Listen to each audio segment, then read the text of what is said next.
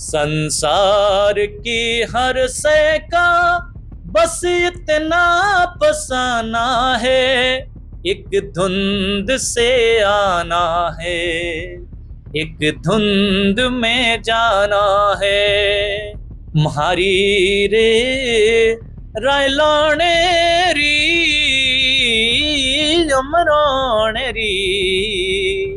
भारत सरकार द्वारा राजस्थान में राष्ट्रीय जनगणना को लेकर शिक्षकों की तैनाती की गई। उन्हीं के बीच बाड़मेर जिले के इन तपते हुए धोरों में एक शिक्षक का है जो गीत बड़ा सोशल मीडिया पर वायरल रहा। आज हमारे साथ वही शिक्षक मौजूद हैं, हम उन्हीं से बात करेंगे कि कौन सा वो गीत था और क्या उनका पूरे परिचय। सर, पहले तो आपको बहुत बहुत बधाई। थैंक यू, आप हम तक पहुंचे उसके लिए आपका पीके जो आपका चैनल है उसका धन्यवाद। हम आपका परिचय जानना चाहिए, हमारे दर्शक भी आपका परिचय जानना जी, मेरा नाम मांगीदान चारण है। मैं राजकीय उच्च माध्यमिक विद्यालय बोला में एसएस सामाजिक ज्ञान पढ़ाता हूं और राष्ट्रीय जनगणना के कार्य में मुझे लगाया गया था। उस दौरान बीच धोरों में मैं पहुंचा था। वहां पर मैं जब चल रहा था तो मुझे यूं लगा कि तपती रेत है, रेतीला समंदर है, पर यहाँ पर भी समंदर में भी लोग बड़ी खुशी के साथ रहते हैं। जब हमें राष्ट्रीय जनगणना के लिए कहा गया तो फिर हमें भी लगा कि इतनी तपती धूप में हम कैसे कार्य करेंगे। हर शिक्षक का एक ही सवाल होता था कि सर इतनी तपन है, इतनी गर्मी है। मैं सच बताऊं, मैंने जनगणना कार्य के दौरान एक दिन भी ऐसा महसूस नहीं किया कि मुझे सुबह जाना है या शाम को जाना है। मैंने तपती दोपहर में उन्हीं लोगों की तरह वहां के वातावरण में रह करके जनगणना का कार्य किया और वहां रहते हुए मुझे ऐसा लगा कि इन दोनों के बीच में जब यहाँ के बासिंदे मस्ती के साथ रह सकते हैं तो हमें भी अपनी धुन में कार्य करना चाहिए। अच्छा, कौन सा वो गीत था जो आपके सोशल मीडिया पे काफी वायरल हुआ? आप एक बार गाकर हमें सुनाएंगे? जी, दो गीत थे। एक मेरे मारवाड़ क्षेत्र का, मेरी मारवाड़ी लोक संस्कृति का गीत था। मैं लोक संस्कृति से बहुत प्रेम करता हूं। मैं यहाँ के बासिंदों से, यहाँ की धरा से, यहाँ के दौरों से, यहाँ के पेड़ों से, यहाँ के जीवों से, सभी से लगाव रहता है क्योंकि मेरा बचपन इस तरीके से बीता है। दूसरा, मुझे महेंद्र कपूर का धुंध फिल्म का एक गाना था। मुझे लगा कि इन परिस्थितियों में ये गीत वास्तव में जिंदगी की असली मायनों को समझाता है। धुंध फिल्म का गाना, मैं उसके दो बोल आपको सुनाता हूं। संसार की हर शय का बस इतना फसाना है, एक धुंध से आना है, एक धुंध में जाना है।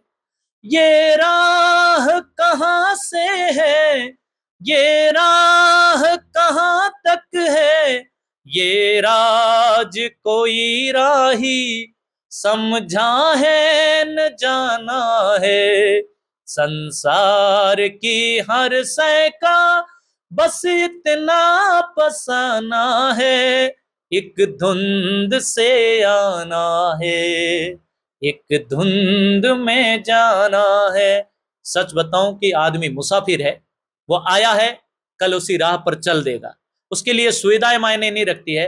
वो लोगों के बीच में रहता है, उसके बीच में जाता है। शिक्षक की भूमिका उसमें यूं बड़ी है कि शिक्षक वास्तव में धरातल से जुड़ करके जब कार्य करता है तो मुझे वहां पर अपनापन महसूस हुआ। मुझे उन धोरों में बहुत प्यार, मुझे यूं लगा कि ये धोरे जो तपते हैं तो इनमें अपनापन भी है।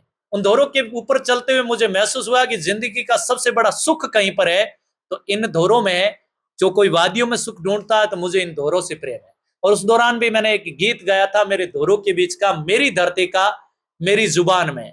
मुझे जनगणना कार्य करना था, राष्ट्र के लिए कार्य करना था और इस दौरान मस्ती के साथ कैसे किया जाए तो मैंने गीतों को अपना सहारा बनाया। मुझे जब लगा कि थकान हो रही है तो मैंने गीतों के जरिए इनको अपने आप में यूं महसूस किया कि ऊर्जा पैदा हो जाए। वो एक गीत गाया था, मैं आपको उसके कुछ बोल सुनाता हूं।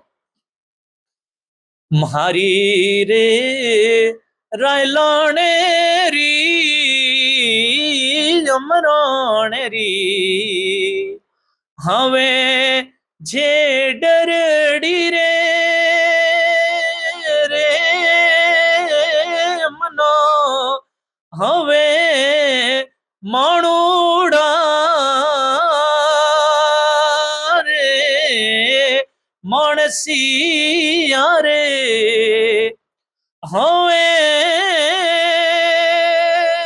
रे मीठी बोली रा बाढ़ाने रा हवे आनेरा होवे मील मौजी रे रायलानेरी यमरानेरी आवे जे डरडी रे रे मनो हवे बासीड़ा रे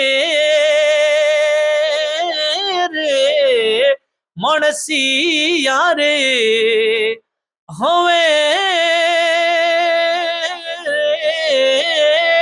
बाढ़नेरा वाली दिसरा हवे अणेरा मनो हवे मिल। ये गीत की पंक्तियां थी। सच बताऊं कि यहाँ तापमान लगभग 48 से 50 डिग्री था। मैं भरी दोपहर में अंधेरों में बीच में चल रहा था। मेरे साथ में जनगणना कार्य करते हुए उस ढाणियों के सारे बच्चे बुजुर्ग मेरे साथ में चल रहे थे जनगणना कार्य। तो मुझे वो अद्भुत सा लग रहा था कि मैं एक अकेला आया था यहाँ जनगणना कार्य करने।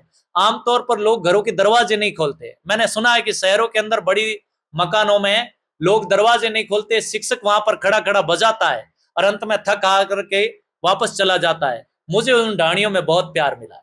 वहां के बासिंदों ने, सच बताऊं कि एक तरह से वो लवाजमा साथ में चल रहा था, जैसे कोई मेला लग रहा हो। तो मुझे बड़ा आनंद आया जनगणना कार्य करके। मैं फिर उन लोगों के बीच में लौटूंगा, वादा करके आया हूं कि फरवरी में दूसरी बार जनगणना कार्य करने आऊंगा, तब आपके बीच में आऊंगा। और उन्होंने कहा कि सर बीच में भी कभी भी आइएगा, हमारी मेहमान नवाजी जरूर आप यहाँ स्वीकार करिए। हमारे घर में जो है वो आपके लिए दिल के दरवाजे हमेशा खुले हैं। मतलब एक सरकारी शिक्षक होते हुए इन गीतों को लेकर ऐसे दौरों में, ये ऐसी प्रेरणा आपको कहाँ से मिली? इसको देखकर आपको ऐसा? मैं सच बताऊं, मेरा बचपन जो है वो गांव में बीता। और बचपन गांव में बीता तो गांव में अक्सर गवाड़ में जाना पड़ता था, अक्सर चराने जाना पड़ता था पशुओं को। तो उन दौरों में अद्भुत सी मुझे यूं मिठास मिलती थी। मैंने जब स्कूल जाना प्रारंभ किया तो पहली बार उसी स्टेज से गीत शुरू किया था। एक गीत था कांगली गीत, जिसको मैंने कई बार गाया है, कई मंचों पर गाया। मैं दूरदर्शन चैनल पर गया था, वहां पर भी उन्होंने कहा कि सर आप सुना दीजिए, तो उनको मैंने सुनाया था। तो जो भी चीजें हैं वो अपने आप ही वातावरण को देख करके मेरे अंदर से एक ऐसी आवाज आती है।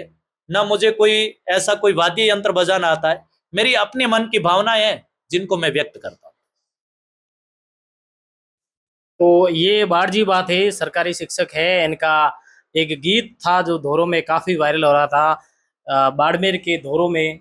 और इन्हीं को लेकर हम आज इनसे मिलने आए थे, उनसे इनका परिचय और दो गीत भी सुने। इस खबर को लेकर और इनके गीतों को लेकर आपको क्या कैसा लगा, आपकी क्या राय, कमेंट में जरूर। देखते रहिए पीके टाइम। नमस्कार।